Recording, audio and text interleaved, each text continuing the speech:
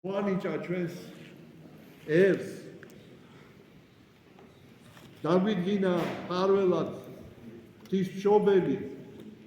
და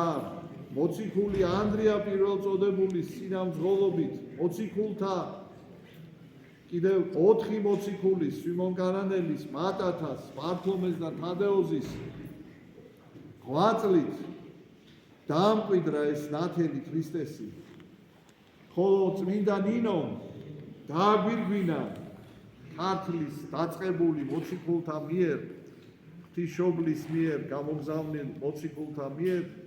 დაწყებული ქართლის მოქცევა დააგვირგვინა და სრულიად ქართლი აღავსო ამ ნათელით. ანუ იქ სადაც ჯერ კიდევ არ იყო ნათელი და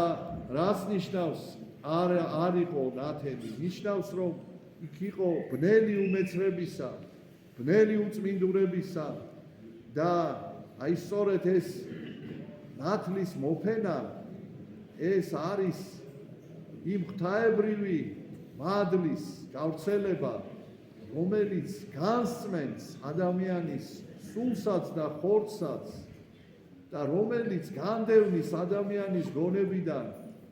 ცდომილებას და მისი გულიდან ცოდვილ მიდრეკილებას და ეს ნიშნავს ბრძოლას უხილავ ბოროტ ძალებთან, რომელიც ცდილობენ ადამიანი ამყოფონ უმეცრებასა და უწმინდურებაში. და ეს არის დიდი ბრძოლა და ეს არის მოწამეობრივი ღვაწლი, სამოციქულო ღვაწლი და საოცრებაა რომ 14 წლის ქალწულს დაავალა ღვთისმშობელმა აი ქართლის მოქცევა. 14 წლის იყო, როცა წამოვიდა იგი თავისი ამ სამოციქულო მისიის აღსასრულებლად და როცა ვახტანგ გორგასალი იყო ბიზანტიის იმპერიაში, მან თქვა რომ მე ვარ იმ ქვეყნიდან, რომელიც განანათლა 14 წლის ქალწულმა. ესე იგი რა ძალა უნდა ქონოდა სულიერი, აბა ფიზიკური რა ძალა უნდა ქონოდა 14 წლის ქალწულს, რა სულიერი ძალა უნდა ქონოდა რომ აი ეს ბოროტის სულები აი აქ ჩვენ ახლა ლოცვაში წარღვნა, ესე იგი ახოცა აი როგორც ესე იგი აი განწმინდა სრულიად საქართველო და ეს იყო დიდი ლოცვის და დიდი სიყვარულის, ღვთისა და მოყვასისადმი სიყვარულის და დიდი მარხვის ნაყოფი და აი მას შემდეგ მოყოლებული დაიწყო ივერიის აღმასვლა სულიერი სრულყოფის საფეხურებზე და საქართველო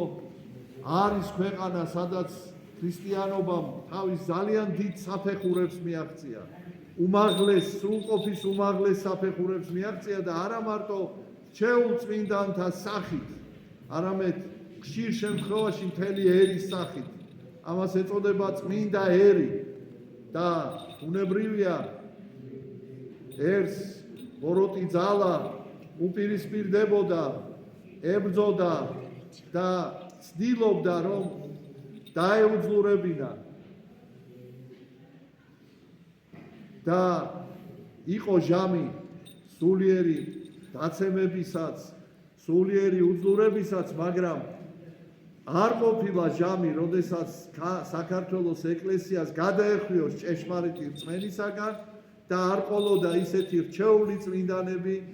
როგორიც ჩვენი ისტორიაში ყავს და რომელიც ინარჩუნებდნენ სწორედ აი ამ სული წმინდის მადლს ინარჩუნებდნენ. ეკლესია წმინდანები არის ეკლესიის დიდება, წმინდანები არის ეკლესიის სიცოცხლის, ცხოველმყოფელობის ბეჭედი, დასტური. არ არსებობს ეკლესიის ისტორიაში, როდესაც ასეთი ადამიანების ჯგუფი თუნდაც მცირე არ არსებობდეს და აი სწორედ წმინდა ნინომ დაიწყო ეს დიდი საქმე, გამთლიანება, ერის გამთლიანება ღვთაებრივ ნათელში, სულიწმინდის მადლში და მადლობა ღმერთს, რომ ჩვენ გადაგვარჩინა სწორედ ღვთის მადლმა გადაგვარჩინა ჯერ ფიზიკური განადგურებისაგან და მერე სულიერი განადგურებისაგან გადაგვარჩინა. და აი დღეს, როდესაც ჩვენ გამოვიარეთ უმძიმესი საუკუნეები და თითქმის ეკლესიას თითქმის ძალიან მცირე ნაწილი შემორჩა მართლმადიდებელთა, აი ჩვენ ვართ მოწმე და მონაწილე ქართლის მეორედ მოქცევისა და ამ მოქცევას მერთმა სათავეში ჩაუყენა კათოლიკოს პატრიარქი ილია მეორე, რომელმაც 47 წელი აი ასე თუ შეიძლება ითქვას, როგორც შვილი გვატარა ხელით და აი ეს აღადგინა ჩვენში ეკლესიურობა და თან წინ მიგვიწვის დღესაც, რომ სრულად ქართველიერი ამაში გამთლიანდეს და აი დღეს ჩვენ განსაკუთრებით ვთხოვთ წმინდა ნინოს, როგორც მეოთხე საუკუნეში მან გაამთლიანა ქართველიერი ჭეშმარიტ სარწმუნოებაში, დღესაც მან დედა ეკლესიის წიაღში, სულიწმინდის მადლში, ჭეშმარიტ მართლმადიდებელ სარწმუნოებაში გაამთლიანოს ქართველიერი და ეს იქნება გამარჯვება ხილულ და უხილავ ბოროტ ძალებზე, არათუ შიგნით ჩვენ არ გვექნება რაიმე უთანხმოება, არამედ ჩვენ არ გვექნება უთანხმოება სოფლიოსთან, იმიტომ რომ ჩვენ სოფლიო ვერაფერს დაგვაკლებს თუ რაიმეს მოინდომებს, იმიტომ რომ ღმერთი შემუსრავს ყველას, ვინც მოინდომებს ღვთისმშობლის წილხვედრი ქვეყანის ხელყოფას და ეს არის ივერიის გამწყინება. ამისკენ მიდის დღეს საქართველო, ამიტომ ქრისტეს მიერ საყვარელნო, მამანო, დედონო, ძმანო და დანო, ხნედიყავი და განძლიერდით და ესევდით უფალსა. თუ დღეს რაღაც გვაკლია, ჩვენი წოდების გამო გვაკლია, ნუ რავის ნურ გარ ვიკითხავთ, ყველამ ვეცადოთ საკუთარ თავში დავამარცხოთ ბოროტი და ასე გავიმარჯვებთ ჩვენ და სრულიად საქართველო და არ უნდა დაგვავიწყდეს, რომ ჩვენი ეპარქია ეს არის ორი დიდი მოციქულის, ანდრია პირველწოდებულის და წმინდა ნინოს განსაკუთრებული მფარველობის ქვეშ, რადგანაც ჭიათურაში ანდრია პირველწოდებულის საკათედრო ტაძარია, ხოლო საჩხერეში წმინდა ნინოს საკათედრო ტაძარია და აი სწორედ ამ ორი მოციქულის წინამძღოლობით და რასაკვირველია ღვთისმშობლის მფარველობით ჩვენი ეპარქია უნდა იყოს მაგალითი მოციქულებისა და რომ ვიყოთ მაგალითი მოციქულებისა, ჯერ ჩვენ თავში უნდა დავამარცხოთ ცოდვა. უნდა ვიყოთ ვინ არის მოციქული? მოციქული არის სამაგალითო ქრისტიანი, რომელიც მუდმივად ებრძვის საკუთარ თავში უძლურებას, ცოდვას და არ ეგუება არც ერთი წამით. წუხარია იმის გამო, რომ ეცემა არა მიწიერი კეთილდღეობის დაკარგვის გამო, არამედ სულიერი ძალების დაკარგვის გამო არის წუხარე. ეს არის ნამდვილი ქრისტიანობა და აი ამას რო არ ეგუება